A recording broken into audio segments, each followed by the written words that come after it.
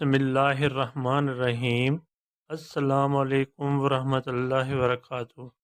आज के लेक्चर का आगाज़ एक अच्छी बात से करते हैं। प्यारे बच्चों, दुनिया में कामयाबी चाहते हो तो माँ बाप की खिदमत करो।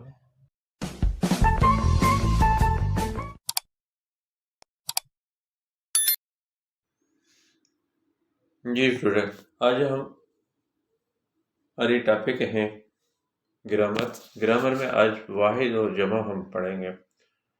वाहिद और जमा आप ज़रा सा गौर से देख लेना, ताकि इसको मैं कुछ फ़ायदे भी बता दूंगा जो आपको सही तरह से समझ में भी आएंगे।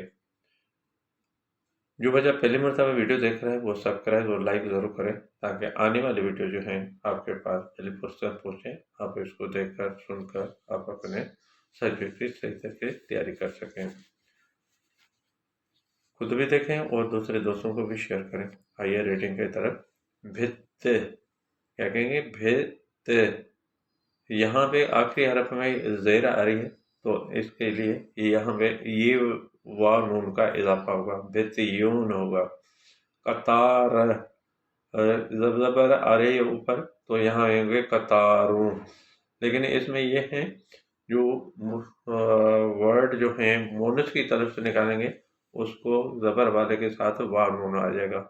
तीली, तीलियून। रात, रातियून। उठ, उठ।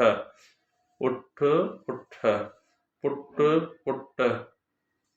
उठ कहते हैं ऊँट को, और पुट कहेंगे पुट को, बेटे को। किताब, किताब। घर, घर। बार, बार। बार, बार। वण, वण। वण दरख्त को कहेंगे। अच्छा, बार बच्चे को कहते हैं। दूसरे पे आ जाए।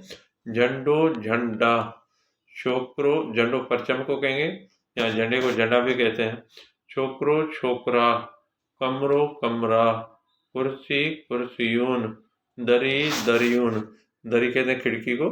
खट्ट, खटून। खट्ट कहते हैं चारपाई को। मेज, मेजून। मक्खे, मक्खियून। अक्खे, अक्खियून।